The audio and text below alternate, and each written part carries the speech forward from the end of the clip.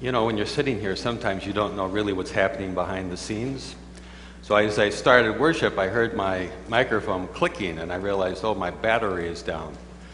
So I slipped out the door, and I ran all the way down. I ran all the way to my office, switched out the batteries, ran all the way back, got up to the top, reached for my glasses, and realized, oh, I had left them back there. So I had to go back down, get my glasses, come back up. And we didn't even do the Kyrie hymn a day to, give me some time, Oh, well. So a little bit out of breath, not too bad. So grace and peace to you from God our Father and our Lord and Savior Jesus the Christ. And today we're going to be looking, as I said, at that phrase, to give an account of the hope that is in you. It's really Peter's way of saying what Jesus said. When he told and he looked at his disciples, he said, you will be my witnesses. What is it about Jesus Christ that we believe that I cannot live without and that you cannot live without?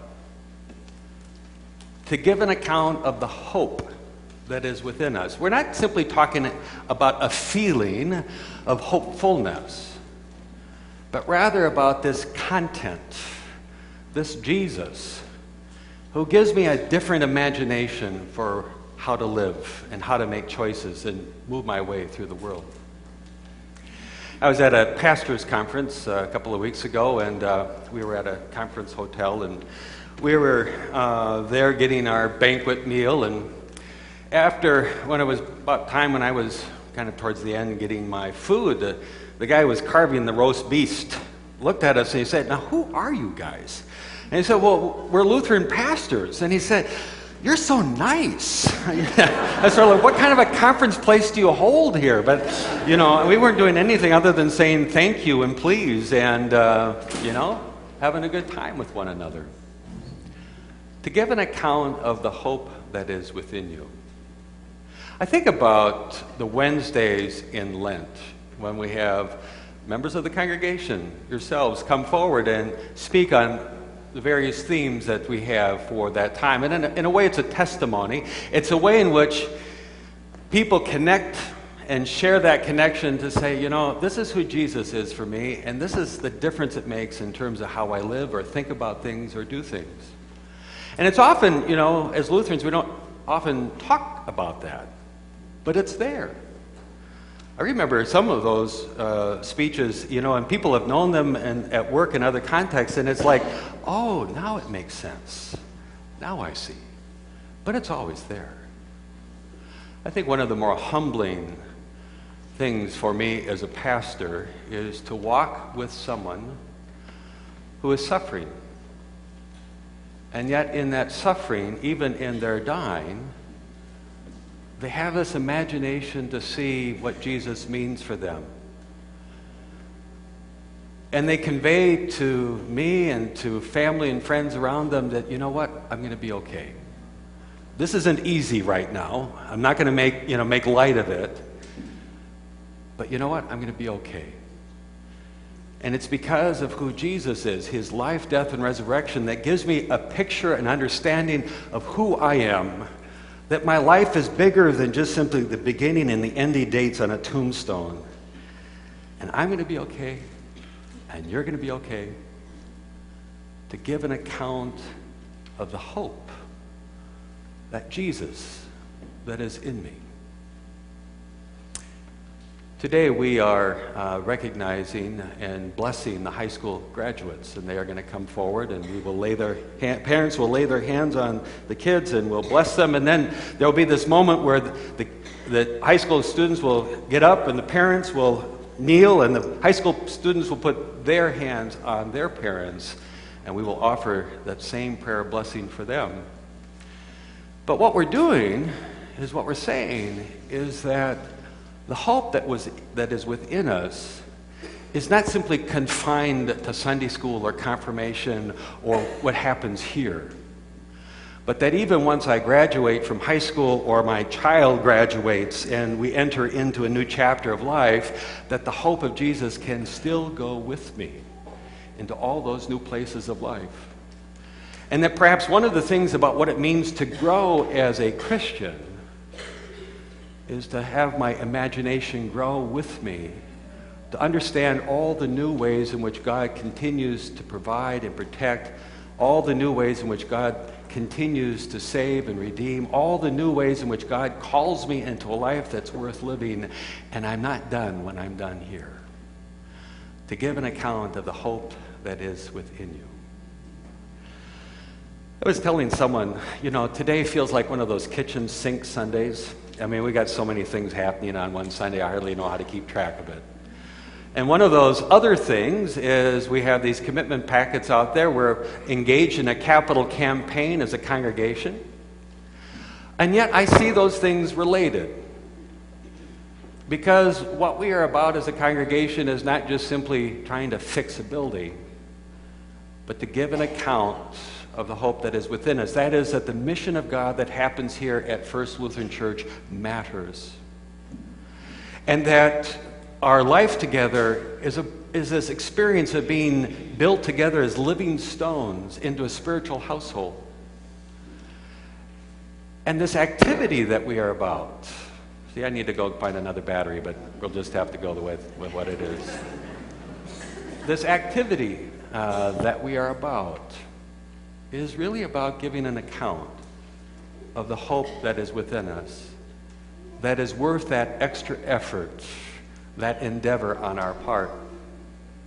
The very act of making a commitment for 3 years is really giving an account of the hope. It is to say, that God will continue to provide, not just simply from the past, but also into the future. And on the basis of that generosity and steadiness of God, it's possible for us to step forward and to make a commitment, not just simply for a month or a day, but even for 3 years into the future, because it is a way in which we give an account of the hope of God's provision that is with us and for us. In the video, we're going to show the video that will explain the reasons for the capital campaign, but more than that, I think it's a video that seeks to explain what does it mean for us to say we are First Lutheran Church, to say that we are God's mission here in the heart of the city, and that through us, God is seeking to bless and to extend that hope to others. It's a way in which we make a witness. I direct your attention to the screen. We believe God has placed First Lutheran here in the heart of the city for a special purpose. We draw people from all over the city, and our mission is here. When our building is fully functional and vibrant, we can then focus on the important things that we all care about, our mission to reach out to the community with the arms of Christ. First Lutheran is many things to many people, but when we say we are First Lutheran, we believe that God has made us into a spiritual household in order to serve God's mission. We are First Lutheran. We are First Lutheran. We are First Lutheran. We are First Lutheran. We are First Lutheran. We are First Lutheran. We are First Lutheran. We are First Lutheran, and at the heart of who we are is here in worship. And when worship is vital, when the music and the singing move us, the sermons inspire us, it really makes a difference in our lives. This is the heart of everything that we do. I think it's a great opportunity to unite our membership around kind of three primary goals. One is to obviously revitalize our sanctuary and make it a beautiful place, to enhance our worship experience through the improvements with the organ, and also to address some of the infrastructure needs that are greatly needed in our facility right now. What I love most about worship is coming to First Lutheran with a clear heart, clear mind, and being filled with God's love and grace. I love watching my girls be involved in worship and hearing them sing. They know the words to the songs and their participation. I love coming together as a community, like a church family, and I love singing together and having familiar hymns that I sing frequently at church and hearing a great message.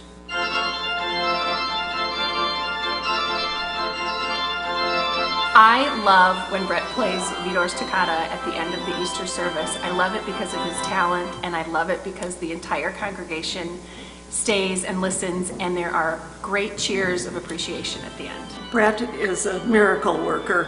If you could hear him on a really good organ, you would absolutely understand the difference. Brett is covering up a lot of the deficiency in the organ by his expertise.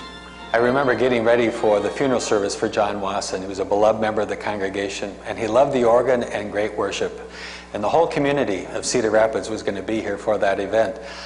I remember about an hour before, Brett came into my office and he said, "Steve, the organ won't stay on." And I said, "What do you mean it won't stay on?" He said, "Well, I turn it on, and then after about 2 or 3 minutes, it just shuts off."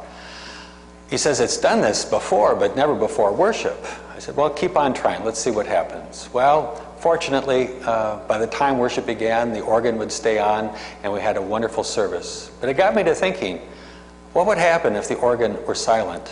What would that mean for us as a congregation?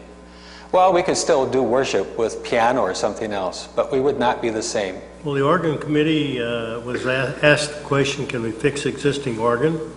We discovered that no reputable organ builder would touch our present organ in its condition. Our consultant said about our present organ, it's a piece of junk. It was not a good quality organ to start with. The original builder was inexperienced and used inferior materials, particularly in the pipes and some of the other wooden materials. And those are now failing. The pipes are leaning in various directions. They're bending. The sound is difficult to maintain. The wood pipes are cracking, and we're having a very difficult time with the wiring. Good old duct tape does everything, and it is part of what's holding that organ together now. We listened to about 30 organs of various kinds, including 2 or 3 electronic organs. We were looking for an organ builder who could work with us. One builder said he could do something for $2.5 million. We said, no thanks. Fortunately, we found a couple of organ companies who could build a quality organ for half that cost. Pipe organs have a way of influencing the air that surrounds us such that we can feel the organ. You know, I think about my entire family for generations have come to this church. In fact, in 1995, which I believe was the last time a major project was done here, I was married, and during the ceremony, we actually had hard hats. And I believe that's 22 years ago. To continue to fulfill our mission, what we're talking about is investing in this place. The building committee conducted a thorough study of the building. The bones are good, but some important aspects need to be repaired. The need for a new roof is easy to see. We also have 30 residential heating and air conditioning units throughout the building. The carpet is worn, and the space looks tired. We will also raise the ceiling to its original height and restore the feel when this church was first built. We all have homes. We're homeowners. We know that occasionally we need to invest in our home with roofs, with heating systems, what have you. But if we're going to fulfill our mission, you know, we need an organ that's reliable. We need a heating and cooling system that actually works. We need a roof that doesn't leak. These aren't extravagant bells and whistles. This is just basic requests to make sure that this facility can fulfill its purpose in the future. Because when we take care of the building, we're saying that we're taking care of God's mission, that we're making a commitment to be here in the heart of the city and to be God's heart for all in the city. It's an important way in which we say, we are First Lutheran. We are First Lutheran. We are First Lutheran. We encourage everyone to pray about this project and to consider seriously about participating in this fund appeal. We believe right now is a wonderful time for all of us to say, we are First Lutheran. We are First Lutheran. We are First Lutheran. We are First Lutheran. We are First Lutheran.